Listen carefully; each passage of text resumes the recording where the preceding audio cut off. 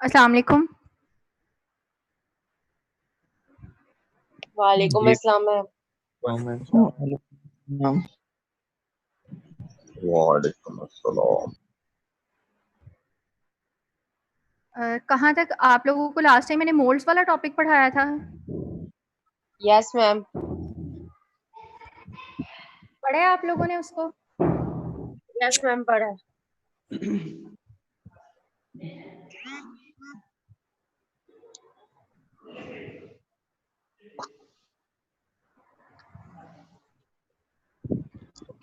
Last lecture में मैंने आप लोगों को पढ़ाया था। अब काइंडली आप लोग अपने सारे माइक को म्यूट करें।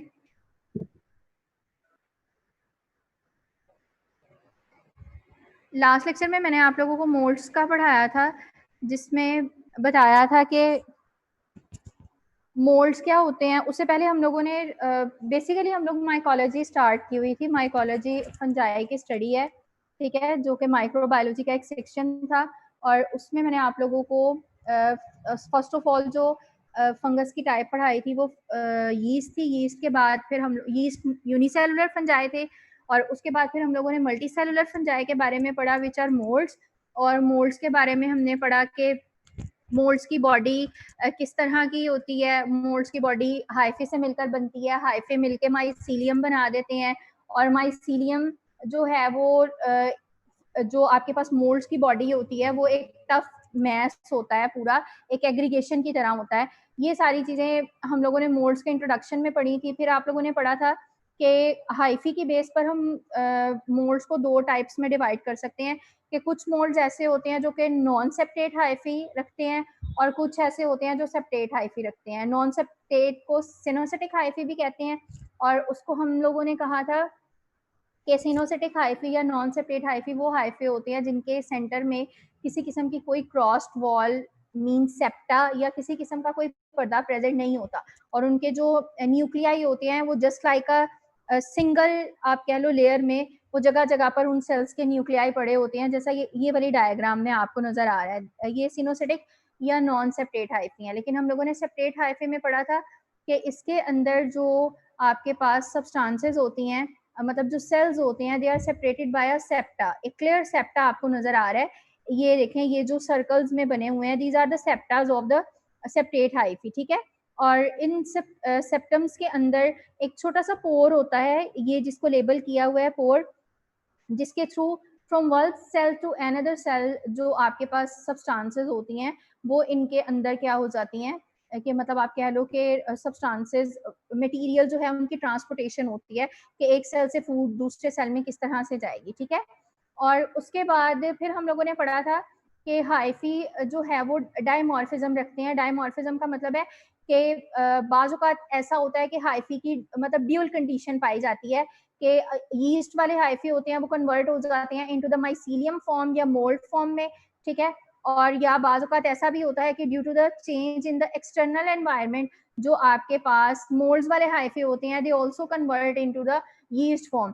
तो ये कुछ एनवायरमेंटल चेंजेस की वजह से होता है। तो इनको हमने कहा था कि ये डायमॉर्फिज्म मतलब ड्यूल नेचर भी पाई जाती है हाइफिस के अंदर। और फिर हम लोगों ने पढ़ा था कि फंजाई की सेल वॉल की एक स्पेशलिटी होती है that it is made up of chiton, कि ये काइटन से मिलकर बनती है। और काइटन लेकिन बाकी जो जितने प्लांट्स होते हैं उनकी सेल वॉल को अगर हम देखें तो वो मिलकर बनती है विद सेलुलोज, लिग्निन, ये सारे मतलब कार्बोहाइड्रेट्स वगैरह से मिलकर बनती है, कॉम्प्लेक्स कार्बोहाइड्रेट से मिलकर बनती है।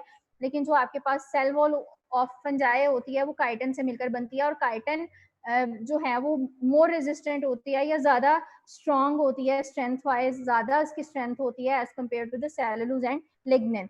और ये मैंने आपको कहा था कि एमसीक्यूज पॉइंट ऑफ व्यू से भी इंपॉर्टेंट है कि cell wall of fungi is composed of dash, तो it is made up of chitin. और ये लास्ट आप कह लो ऑलमोस्ट 2-3 ईयर से ये क्वेश्चन जो है वो रिपीट हुआ है एमसीक्यूज में। आज हम लोगों ने स्टार्ट करना है न्यूट्रिशन ऑफ द मोल्ड से, कि मतलब आपके पास जो फंजाई हैं या जो आपके पास मोल्ड्स हैं, क्योंकि हम लोगों ने मोल्ड्स का टॉपिक स्टार्ट किया, वो न्यूट्रिशन कैसे लेते हैं, मतलब वो अपनी खुराक कहाँ से हासिल करते हैं। तो जो आपके पास मोल्ड्स होते हैं बेसिकली, अगर हम मोल्ड्स की बात करें तो ये एनर्जी हासिल करते हैं, इनको हम कहते हैं दे आर सेप्रोट्रॉफ्स। के मोल्ड्स जो होते हैं वो मोस्टली सेप्रोट्रॉफ्स होते हैं। सेप्रोट्रॉफ्स ऐसे मोल्ड्स होते हैं जो कि ये जितने डेड ऑर्गेनिक मेटल्स होते हैं, इनकी मैटर, जैसे पौधे गल सड़ जाते हैं और कोई ह्यूमन बीइंग की डेथ हो गई है, वो गल सड़ गया है, या बहुत से ऐसे फ्रूट्स हो गए, प्लांट्स हो गए जो कि गल सड़ जाते हैं, तो उन ऑर्गेनिक कंपाउंड्स की जब डिकम्पोजिशन होती है, मतलब उन ऑर्गेनिक कंपाउंड्स की जब आप कह लो तोड़ फोड़ होती है, तो उनके अंदर से जो खुराक होती है वो हासिल करते हैं फंजाई, मतलब उस एरिया के अंदर ये मोल्ड्स उगते हैं और उन ऑर्गेनिक से ये क्या करते हैं, उन ऑर्गेनिक सब्सटेंसेस से या डेड ऑर्गेनिक सब्सटेंसेस से ये अपनी फूड को हासिल करते हैं। और बहुत से बैक्टीरियाज की तरह फंजाई के अंदर भी बहुत सारे एंजाइम्स प्रोड्यूस होते हैं जो कि मतलब जो एक्सटर्नल एनवायरनमेंट के अंदर सब्सटेंसेस होती हैं उनको डाइजेस्ट करने की एबिलिटी रखते हैं। जैसे डेड ऑर्गेनिक मैटर है, उनको डाइजेस्ट करने के लिए फंजाई के पास बहुत सारे बैक्टीरियाज की तरह बहुत से एंजाइम्स होते हैं जिनको हम कहते हैं हाइड्रोलिटिक एक्सो एंजाइम। के हाइड्रोलिटिक एक्सो एंजाइम का मतलब है कि ऐसे एंजाइम जो कि वाटर की प्रेजेंस में मतलब ब्रेक डाउन करवाते हैं फूड की, और क्या करते हैं कि जो एक्सटर्नल सब्सटेंसेस होती हैं या एक्सटर्नल सबस्ट्रेट होते हैं, सबस्ट्रेट का मतलब होता है सब्सटेंसेस, मतलब जो एक्सटर्नल मटेरियल होता है जैसे डेड ऑर्गेनिक मैटर है, उनको वो अपनी बॉडी के अंदर फिर डाइजेस्ट करने की, उनको खाने की एबिलिटी रखते हैं। इसके अलावा अगर हम सेप्रोट्रॉफ्स की बात करें तो फंजाई जो होते हैं, फंजाई को हम कहते हैं ये कीमो ऑर्गेनो हेट्रोट्रॉफ्स भी होती हैं। कीमो ऑर्गेनो हेट्रोट्रॉफ्स, ये तीन चीजों का कॉम्बिनेशन है।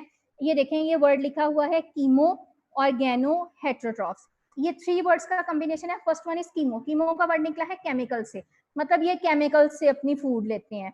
ऑर्गेनो का मतलब है वो केमिकल्स ऐसे होंगे जो कि ऑर्गेनिक कंपाउंड्स होंगे। ठीक है, आप लोगों ने 9th-10th में केमिस्ट्री ऑब्वियसली पढ़ी होगी, तो उसमें आप लोगों ने पढ़ा होगा कि जो आपके पास केमिकल्स होते हैं या केमिस्ट्री के अंदर दो तरह के कंपाउंड्स होते हैं। एक होते हैं कार्बन और हाइड्रोजन से मिलने वाले कंपाउंड जिनको हम कहते हैं कि ये ऑर्गेनिक कंपाउंड्स हैं, और कार्बन और हाइड्रोजन के अलावा बाकी जितने कंपाउंड हैं जैसे लाइक नाइट्रोजन, सल्फर, फास्फोरस और बहुत सारे ऐसे कंपाउंड्स हैं जो कि जिनके अंदर कार्बन और हाइड्रोजन नहीं पाए जाते।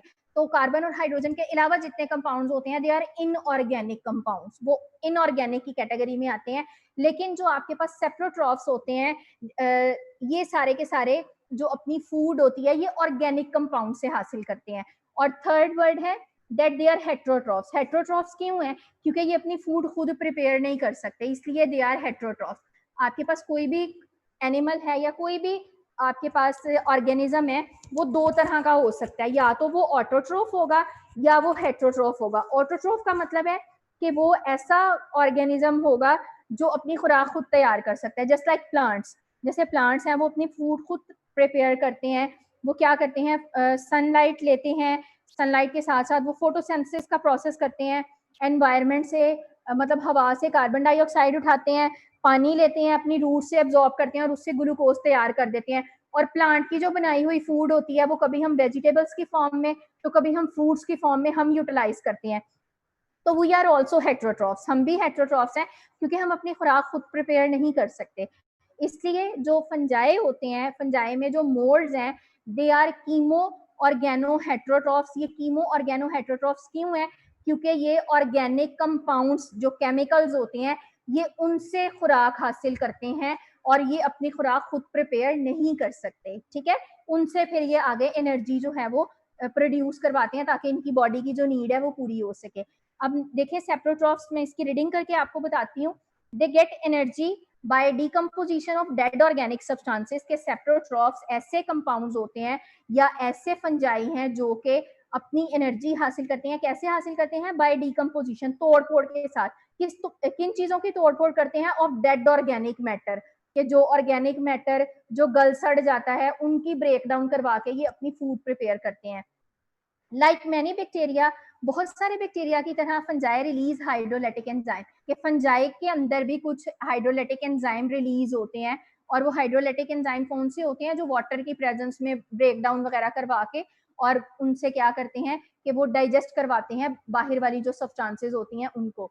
ठीक है, तो जो एक्सो एंजाइम है, जो हाइड्रोलाइटिक एक्सो एंजाइम है, उनका फंक्शन क्या होता है?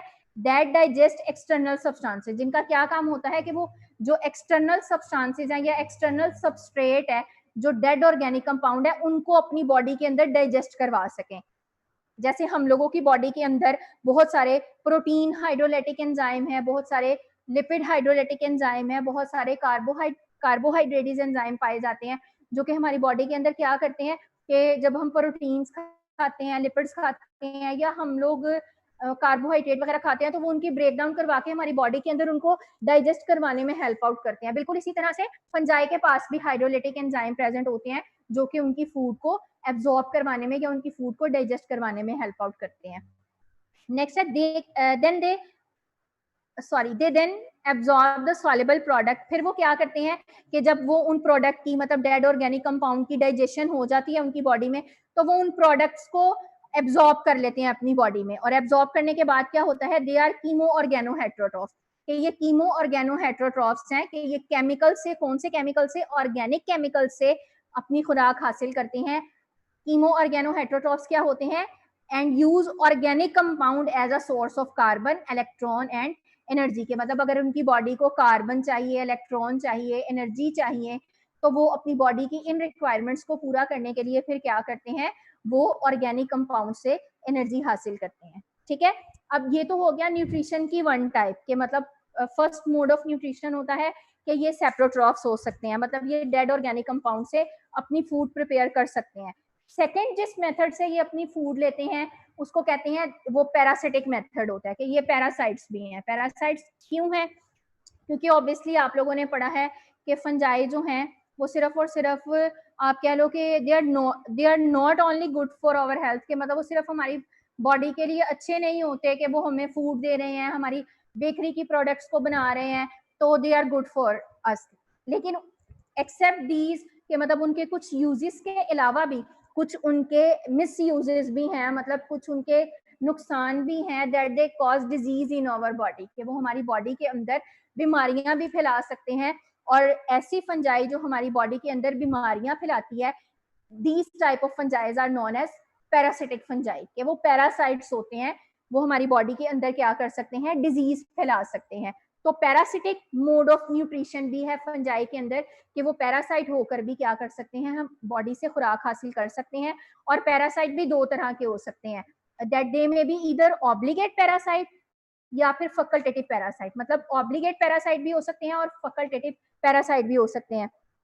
आप लोगों ने पीछे ये ऑब्लिगेट और फैकल्टेटिव का वर्ड यूज किया था जब हम पढ़ रहे थे कि ऑब्लिगेट रेस्पिरेशन भी होती है और फैकल्टेटिव रेस्पिरेशन भी होती है। ऑब्लिगेट में हमने कहा था कि भाई रेस्पिरेशन में ऑक्सीजन तो चाहिए ही होती है, तो ऑब्लिगेट रेस्पिरेशन ऐसी रेस्पिरेशन होगी जिसमें ऑक्सीजन चाहिए ही चाहिए। विदाउट ऑक्सीजन और वो ऑब्लिगेट जो आपके पास ऑर्गेनिज्म होता है वो सरवाइव नहीं कर सकता। और फैकल्टेटिव में हमने कहा था कि हाँ भाई वो ऑक्सीजन की प्रेजेंस में भी सरवाइव कर लेगा, और they can also survive in the absence of oxygen. मतलब अगर उनको ऑक्सीजन नहीं मिल रही तो वो क्या कर सकता है, वो इन द एब्सेंस ऑफ ऑक्सीजन भी वो क्या कर सकता है, अपनी बॉडी को रेस्पायर करवा सकता है। उसको हमने कहा था कि एक ऑब्लिगेट है और एक फैकल्टेटिव है। ऑब्लिगेट का वर्ड यूज होता है कि मतलब ये चीज चाहिए ही चाहिए, उस वर्ड के लिए हम यूज करते हैं कि वो ऑब्लिगेट है।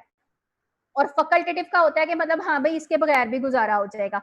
तो ऑब्लिगेट पैरासाइट और फैकल्टेटिव पैरासाइट अब क्या हुए, पैरासाइट आप लोगों ने पढ़ा था, पैरासाइट रिलेशनशिप में हमने पढ़ा था कि ये किसी भी माइक्रो ऑर्गेनिज्म का अपने होस्ट सेल के साथ वो रिलेशनशिप होता है जिसमें वो माइक्रो ऑर्गेनिज्म अपने होस्ट सेल की बॉडी के अंदर लाजमी डिजीज फैलाता है। ठीक है, फायदा उसको कोई नहीं होता, मतलब होस्ट सेल को फायदा नहीं होता, उसके अंदर तो डिजीज फैल रही है ना, लेकिन ऑब्वियसली माइक्रो ऑर्गेनिज्म को तो फायदा हो रहा है कि वो वहां से खुराक भी हासिल कर रहा है और वहां पे डिजीज भी कॉज कर रहा है।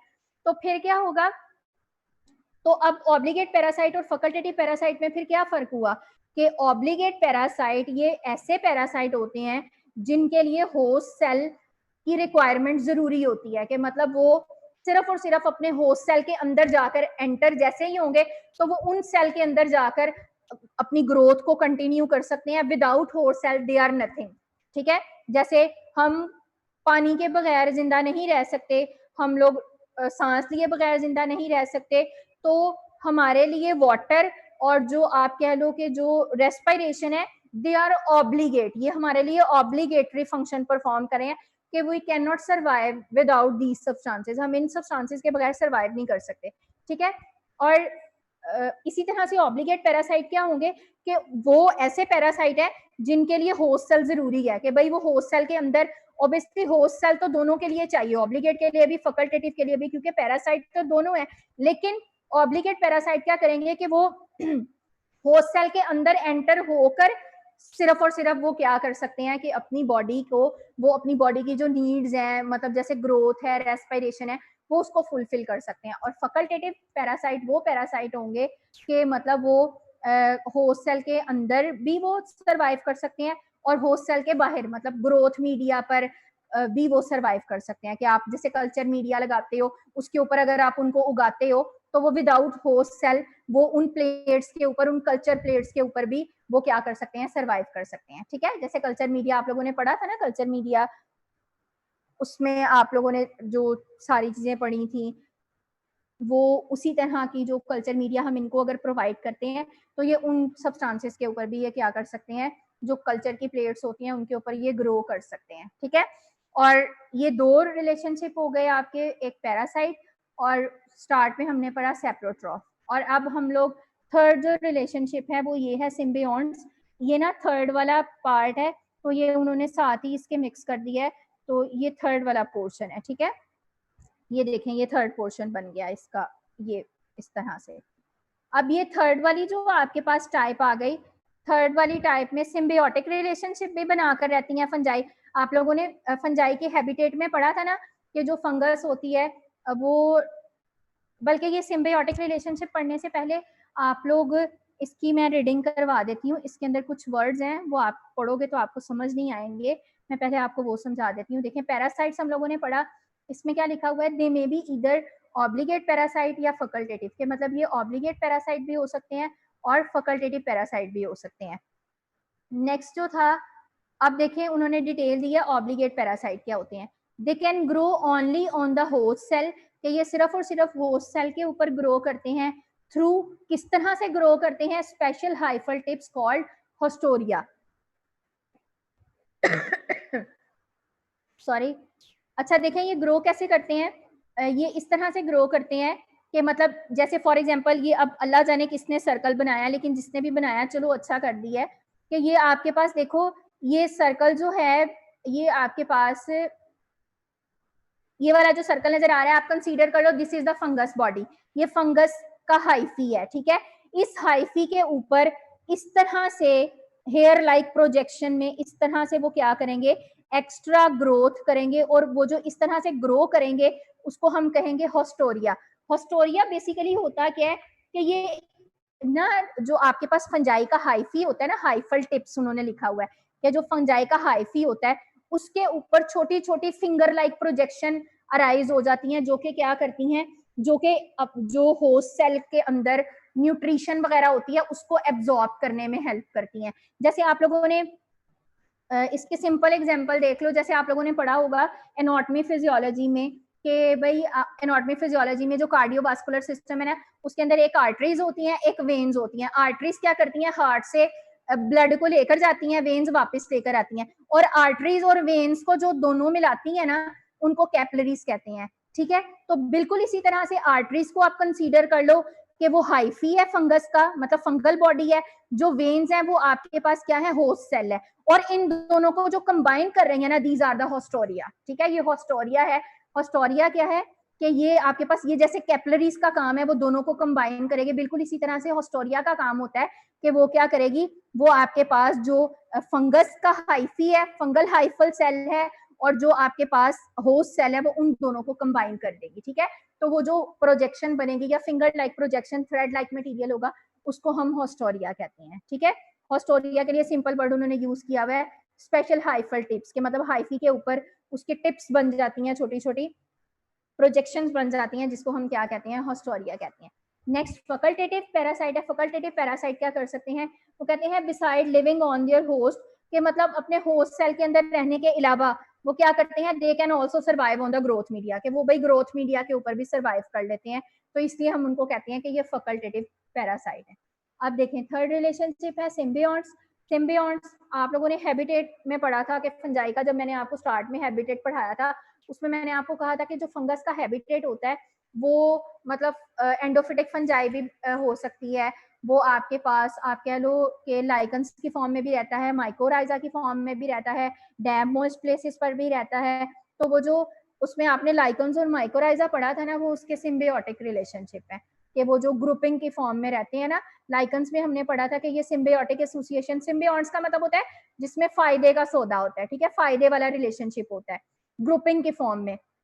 तो लाइकन्स क्या हो गया, ये सिम्बियोटिक रिलेशनशिप है, किसके दरमियान है, between a fungi and a algae. Fungi, fungus और एल्गी के दरमियान में जो सिम्बियोटिक रिलेशनशिप होता है उसको हम लाइकन कहते हैं। और माइकोराइजा आप लोगों ने पढ़ा था कि जो वास्कुलर प्लांट्स होते हैं उनकी जो रूट्स होती हैं वो क्या करती हैं, फंगस के साथ एसोसिएशन बना के रहती हैं या फंगस के साथ ग्रुपिंग करती हैं, तो उसको हमने कह दिया था कि जी ये माइकोराइजा है, ठीक है।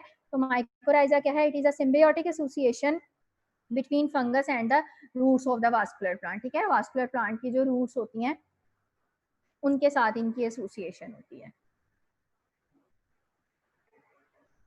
अच्छा जी, नेक्स्ट है सिम्बियोट्स भी हो गया, और नेक्स्ट एक छोटा सा ये टॉपिक है रेस्पिरेशन और रिप्रोडक्शन है इसका, ठीक है।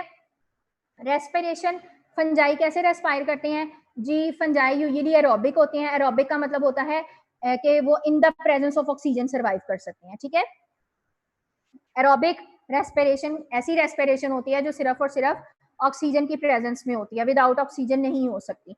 तो फंजाई ज्यादातर एरोबिक होती हैं, लेकिन सम यीस्ट हाउएवर आर फैकल्टेटिवली एनारोबिक, लेकिन कुछ आपके पास फंजाई ऐसी भी होती हैं जो फैकल्टेटिव हो सकती हैं या एनारोबिक हो सकती हैं। फैकल्टेटिव का मतलब है ऑक्सीजन की प्रेजेंस में, एब्सेंस, दोनों में कर लेंगी, और एनारोबिक सिर्फ और सिर्फ ऑक्सीजन की एब्सेंस में सर्वाइव करेंगी, ठीक है। फैकल्टेटिव मतलब कम अमाउंट ऑफ ऑक्सीजन में भी गुजारा चल जाएगा, ऑक्सीजन है या नहीं है उनको फर्क नहीं पड़ेगा। और एनारोबिक का मतलब होता है कि ऑक्सीजन की एब्सेंस में ही वो सर्वाइव करेंगी, ठीक है। तो 3 तरह के फंजाई रेस्पायर कर सकती हैं, aerobic in the presence of oxygen, facultatively absence of oxygen और प्रेजेंस ऑफ ऑक्सीजन या लो अमाउंट ऑफ ऑक्सीजन में भी, और anaerobic only in the absence of oxygen, ठीक है। ये सर्वाइव कर सकती हैं and can obtain energy by fermentation, और ये क्या करती हैं, ये फर्मेंटेशन के थ्रू एनर्जी बना लेती हैं, such as in the production of ethyl alcohol. ये सारा आपको याद करने की जरूरत नहीं है, ठीक है। हाँ ये देख लीजिएगा, ये उन्होंने लिखा हुआ है obligatory anaerobic fungi are found in the rumen of the cattle. ये मे बी एमसीक्यूज में आपसे पूछा जाए कि ऑब्लिगेटरी एनारोबिक फंजाई जो है, ऑब्लिगेटरी एनारोबिक का मतलब है कि लाजमी है कि वो ऑक्सीजन की एब्सेंस में ही सर्वाइव करेगी, और अगर जरा से भी ऑक्सीजन होगी तो फंजाई ग्रो नहीं करेगी, ठीक है। सिर्फ और सिर्फ ऑक्सीजन की एब्सेंस में ही वो सर्वाइव करेगी।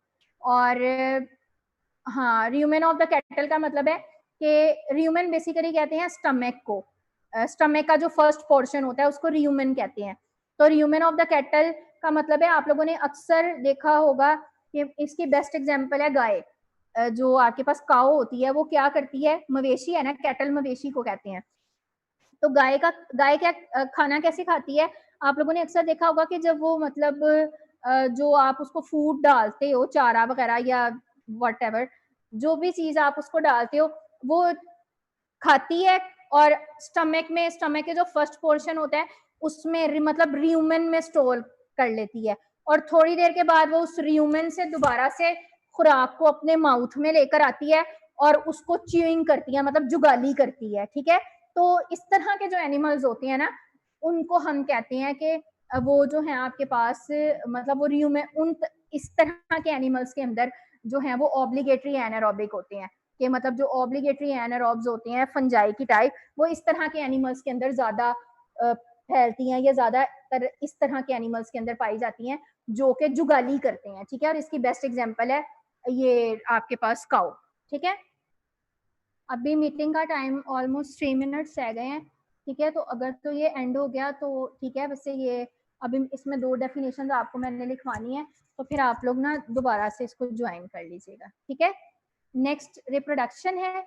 रिप्रोडक्शन, अगर हम फंगस की रिप्रोडक्शन की बात करें तो फंजाई जो है उसमें पहली फंजाई हमने यीस्ट पढ़ी थी, तो यीस्ट को हमने देखा था कि उसमें बड स्कार बन रहे थे, तो यीस्ट तो बडिंग के थ्रू जो है वो रिप्रोड्यूस करती है, ठीक है। अब नेक्स्ट जो बात आती है, यहाँ पर ना उन्होंने हेडिंग नहीं लिखी हुई, यहाँ पर ये जो सेकंड आपके पास आएगा यहाँ से सॉरी, ठीक है, यहाँ पर आप हेडिंग लिख लो मोल्ड्स की। आप चाहे तो अपनी बुक में, मैं यहाँ लिख रही हूँ तो आप अपनी बुक पर इसको नोट कर लो साथ साथ, ठीक है। ये मोल्ड्स आ गया, ये ठीक है, ये मोल्ड्स की हेडिंग आ गई, जैसे उन्होंने यीस्ट की लिखी हुई है, ये आ गए मोल्ड्स। और मोल्ड्स के अंदर इसको, ठीक है, ये आपके पास मोल्ड्स आ गई। मोल्ड्स के अंदर जो फर्स्ट रिप्रोडक्शन की टाइप है, ये नंबर 1 रिप्रोडक्शन हो गई। मोल्ड्स में नंबर 1 वाली जो है, it is asexual reproduction. Asexual reproduction का मतलब है कि जिसमें किसी किस्म के ना तो एग बनते हैं ना स्पर्म बनते हैं, ठीक है। सॉरी, इसमें किसी किस्म के एग या स्पर्म वगैरह नहीं बनेंगे, इसको हम कहेंगे ये एसेक्सुअल रिप्रोडक्शन है। और एसेक्सुअल रिप्रोडक्शन मोल्ड्स में 3 तरीकों से होती है, या तो उनमें स्पोर्स बन सकते हैं, ठीक है, या फिर कॉनिडा के थ्रू होगी। कॉनिडा का मतलब होता है ये भी स्पोर्स की टाइप होती है, लेकिन ये नॉन मोटाइल होते हैं, ठीक है। नॉन मोटाइल का मतलब है ये मूव नहीं करते बाकी स्पोर्स की तरह, जैसे ये वाले स्पोर्स है ना, ये मूव करते हैं, लेकिन कॉनिडा स्पोर्स की टाइप होती है, लेकिन ये नॉन मोटाइल स्पोर होते हैं। नॉन मोटाइल का मतलब है दैट दे कांट मूव, ये मूव नहीं कर सकते, ठीक है। उसके बाद थर्ड फ्रेगमेंटेशन है। फ्रेगमेंटेशन का मतलब होता है कि मोल्ड्स की बॉडी पे छोटे छोटे फ्रेगमेंट्स बनते हैं, और उन फ्रेगमेंट्स के थ्रू वो क्या करते हैं, आगे डिवाइड करना शुरू कर देते हैं, वहां से एक नई मोल्ड निकल आती है। और जो दूसरी टाइप है मोल्ड की रिप्रोडक्शन की, यहाँ पर ये वाली जो दूसरी टाइप है, this is called sexual reproduction. और मोल्ड्स में जो सेक्सुअल रिप्रोडक्शन होती है, ये यहाँ पर जी बुक में प्रिंटिंग ही नहीं हुई हुई, तो ये अभी मैं आपके पास एक स्क्रीन शेयर करती हूँ, ठीक है। वहां पर 2 वर्ड्स लिखे हुए हैं कि मोल्ड्स में सेक्सुअल रिप्रोडक्शन 2 तरीकों से हो सकती है। वो आप काइंडली आप लोग ना अपनी बुक पर नोट डाउन कर ले। अब पीछे 1 मिनट रह गया है, ये मीटिंग एंड होती है, तो फिर इसके बाद मैं उसको लिख आपको शो कर देती हूँ, फिर आप कर लेना और दोबारा से उसको ज्वाइन कर लें। अभी आप लोग भी पानी पी लो, मैं भी पानी पी लेती हूँ।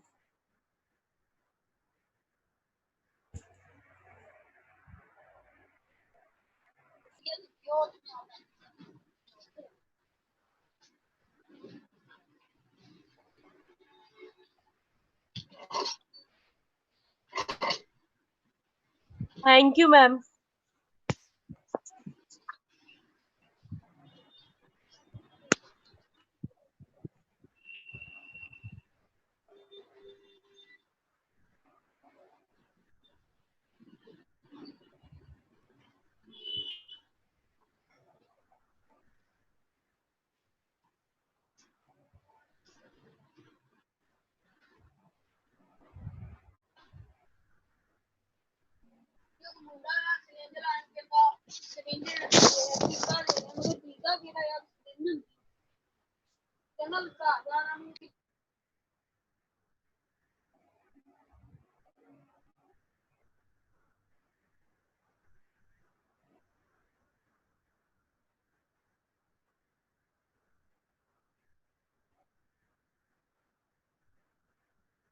जी, यहाँ तक आप लोगों ने देख लिया, यहाँ तक किसी को कोई इशू तो नहीं है?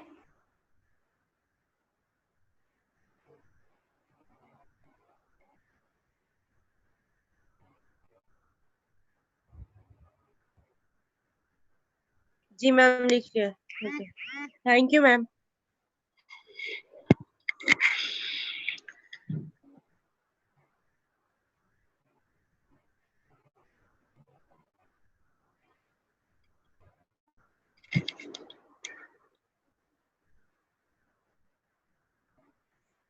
ओके, यहाँ तक आप लोगों को मैंने जो पढ़ाया है, रिप्रोडक्शन वाला मैं पढ़ा रही थी कि रिप्रोडक्शन में अभी तक हम लोगों ने ये 2 चीजें मतलब पढ़ी हैं, 2 फंजाई की टाइप्स पढ़ी हैं। नंबर 1 हम लोगों ने यीस्ट पढ़ा था। यीस्ट में मैंने आपको बताया कि यीस्ट की जो रिप्रोडक्शन है वो थ्रू बडिंग होती है, उस पर बर्ड स्कार्स बनते हैं, और उन बर्ड स्कार से नेक्स्ट जो है वो क्या करते हैं, वो बर्ड स्कार से एक न्यू यीस्ट का ऑर्गेनिज्म बनता है, और वो वहां से सेपरेट हो जाता है। और मोल्ड्स की हेडिंग मैंने आपको लिखवाई है, ये मोल्ड्स है। मोल्ड्स की 2 तरह से रिप्रोडक्शन होती है। एक उसकी रिप्रोडक्शन की टाइप है ये वाली जो आपको नजर आ रही है, ये नंबर 1, ये सेक्सुअल रिप्रोडक्शन है, सेक्सुअल रिप्रोडक्शन, ये जिसको मैंने बोल्ड कर दिया है, ठीक है।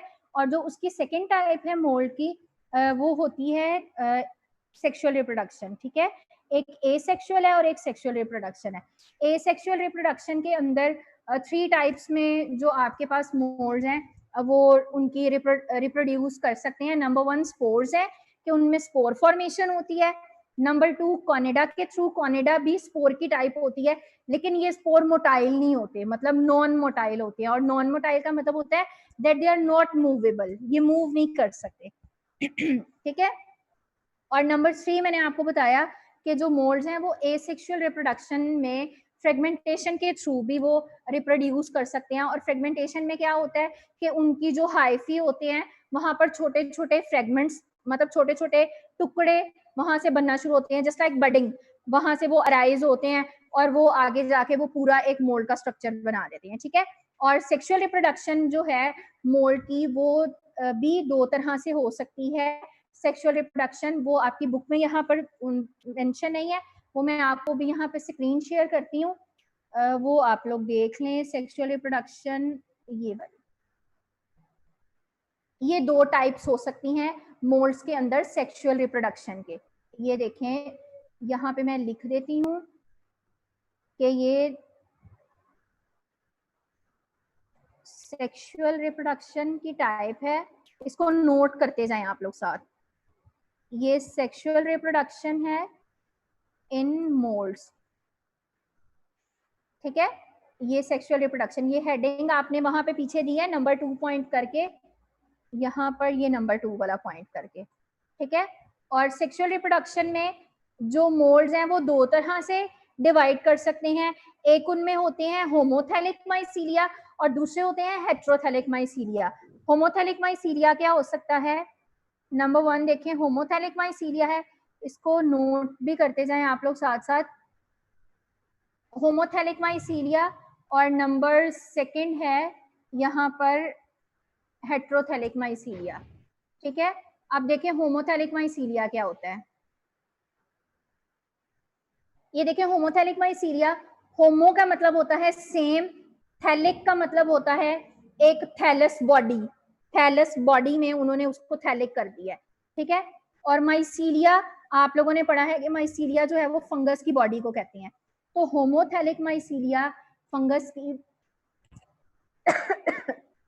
की वो बॉडी होती है, या आप कह लो फंगस में सेक्सुअल रिप्रोडक्शन की वो टाइप होती है जिसमें एक ही थैलस बॉडी होगी, मतलब सिंगल ऑर्गेनिज्म होगा, सिंगल फंगस होगी, उसी के अंदर मेल रिप्रोडक्टिव सिस्टम भी होगा, उसी में फीमेल रिप्रोडक्टिव सिस्टम भी होगा। मतलब अ सिंगल ऑर्गेनिज्म और अ सिंगल थैलस बॉडी होगी फंगस की, और उसी के अंदर मेल वाला स्ट्रक्चर भी होगा और फीमेल वाला स्ट्रक्चर भी होगा, एंड दे ज्वाइन टुगेदर, ठीक है। टुगेदर ज्वाइन मतलब टुगेदर होंगे, वो ज्वाइन होंगे, रिप्रोड्यूस करेंगे, और वहां से वो एक ने आप जो आपके पास फंजाई है उसकी रिप्रोडक्शन करवा देंगे। और दूसरा जो हेट्रोथैलिक माइसीलिया है, हेट्रोथैलिक माइसीलिया फंजाई में जो सेक्सुअल रिप्रोडक्शन है उसमें वो टाइप होती है। हेट्रो का मतलब होता है डिफरेंट, थैलिक मतलब डिफरेंट बॉडीज होंगी, मतलब 2 कंपैटिबल पार्टनर्स होंगे या 2 ऑपोजिट पार्टनर्स होंगे, वो आपस में मिलेंगे फंजाई के, 2 1 male and 1 female they join, और वहां से फिर वो क्या करेंगी, वो न्यू जो आपके पास फंगस के स्पोर्स हैं वो पैदा करेंगी, जो कि सेक्सुअल स्पोर्स होंगे, ठीक है। और वहां से नई फंजाई जो है वो उगना शुरू हो जाएंगी। तो आपके पास होमोथैलिक माइसीलिया क्या होता है, having male and female reproductive structure in same thallus, के इसके अंदर जो आपके पास मेल और फीमेल रिप्रोडक्टिव स्ट्रक्चर है वो सेम थैलस में होता है, ठीक है। और सेम थैलस मतलब एक सिंगल ऑर्गेनिज्म सेम बॉडी के अंदर प्रेजेंट होगा। और हेट्रोथैलिक माइसीलिया सेक्सुअल रिप्रोडक्शन की वो टाइप है जिसके अंदर हैव 2 कंपैटिबल पार्टनर्स, के इनके अंदर 2 कंपैटिबल पार्टनर्स होंगे अलग अलग टू प्रोड्यूस सेक्सुअल स्पोर्स, जो कि क्या करेंगे, सेक्सुअल स्पोर्स प्रोड्यूस करेंगे। मतलब 2 ऑपोजिट पार्टनर्स होंगे, 1 मेल एंड 1 फीमेल, और मेल और फीमेल की जो आप कह लो कि जो उनकी बॉडीज होंगी फंगस की, they combine together and they form sexual spores, और उन सेक्सुअल स्पोर्स से आगे जो है वो न्यू फंजाई की बॉडी अराइज हो जाएगी, ठीक है। इसको नोट कर लें। और नोट करने के बाद अगर किसी को कोई प्रॉब्लम है तो वो फिर पूछ सकता है मुझसे।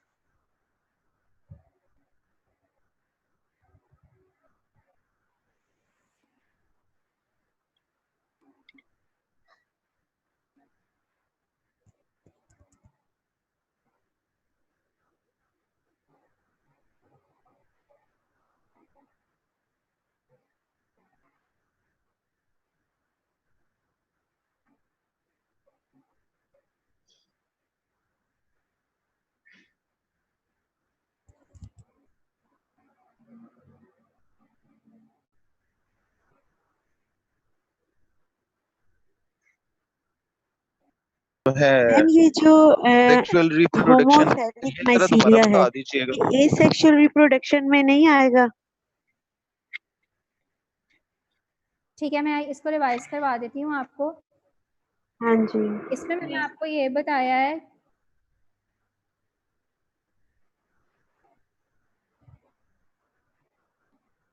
देखिए मैंने आपको बताया कि मोल्ड्स के अंदर ना दो तरह की रिप्रोडक्शन होती है।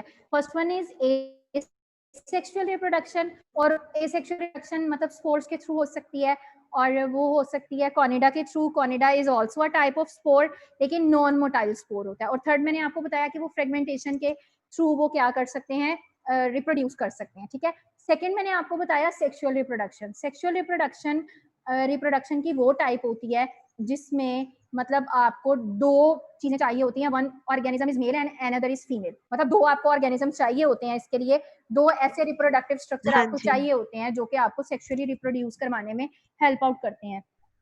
नेक्स्ट है इसमें मैंने आपको बताया कि आपके पास दो तरह की सेक्सुअल रिप्रोडक्शन हो सकती है, एक होमोथैलिक हो सकती है और एक हो सकती है हेट्रोथैलिक।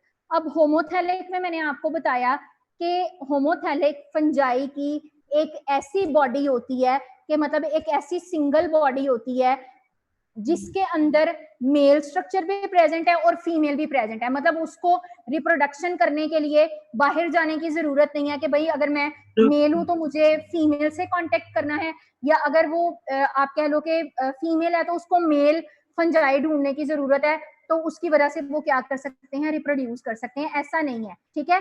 इनकी बॉडी के अंदर क्या होता है कि एक सिंगल थैलस बॉडी होती है, सिंगल ऑर्गेनिज्म होता है, और उस एक सिंगल ऑर्गेनिज्म के अंदर दोनों स्ट्रक्चर होते हैं, मेल वाला भी फीमेल वाला भी, ठीक है। और वो क्या करते हैं, रिप्रोड्यूस करते हैं, और उससे वो क्या करते हैं, एक नया जो आपके पास फंगस है उसको वो मतलब रिप्रोड्यूस करवा देते हैं।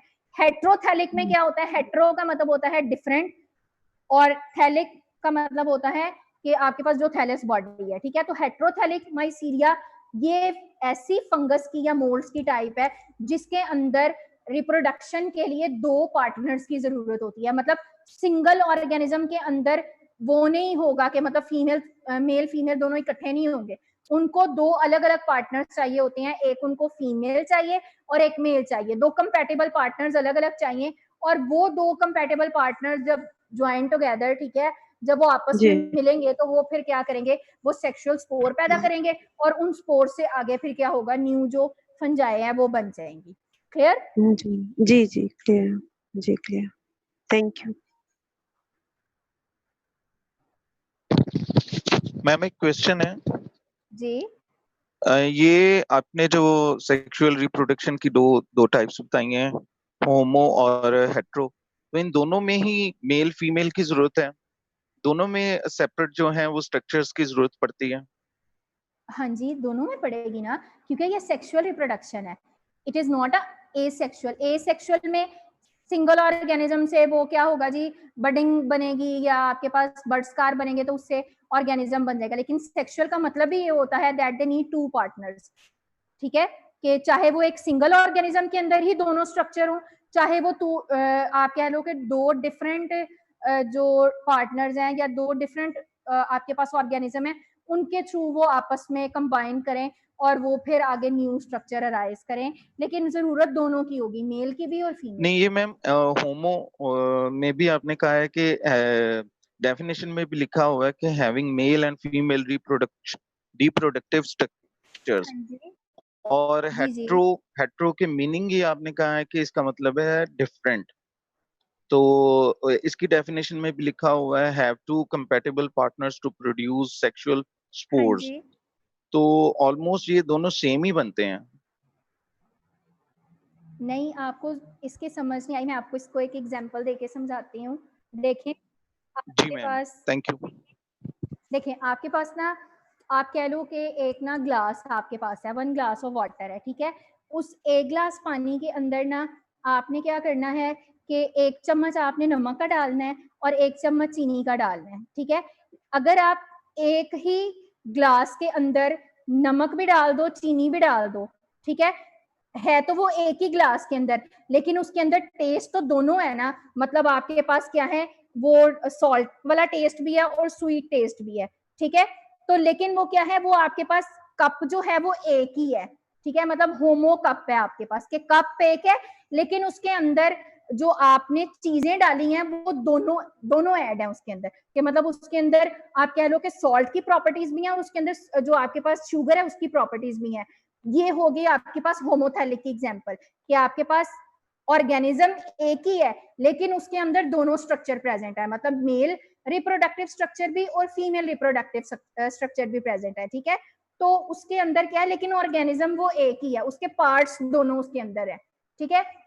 और हेट्रोथैलिक माइसीलिया में क्या होगा, आपने 2 अलग अलग ग्लास लिए हैं, एक में 1 चम्मच नमक, दूसरे में 1 चम्मच चीनी डाल दी है। अब उन दोनों का जायका अलग अलग है, एक आपके पास कंसीडर कर लो मेल, एक कर लो फीमेल, ठीक है। तो अब जब उन दोनों को ज्वाइन करोगे ना, तो तब आपके पास क्या होगा कि वो जो पहले वाली कंडीशन है वो बनेगी, कि उससे आप क्या करोगे कि फिर वो रिप्रोड्यूस होके कोई नया, जैसे आप लीमू पानी बनाते हो ना, तो लीमू पानी में क्या करते हैं कि नमक और चीनी दोनों मिक्स करके डालते हैं। तो अगर आप क्या करो, एक बर्तन के अंदर नमक चीनी इकट्ठे डाल के मिक्स कर लो, बात तब भी वही है। 2 अलग अलग बर्तन के अंदर एक में नमक डाल दो, एक में चीनी डाल दो, उनको मिक्स करके दोनों को मिला दो, बात तब भी वही है। अब समझ आइए आपको? जी मैम, थैंक यू।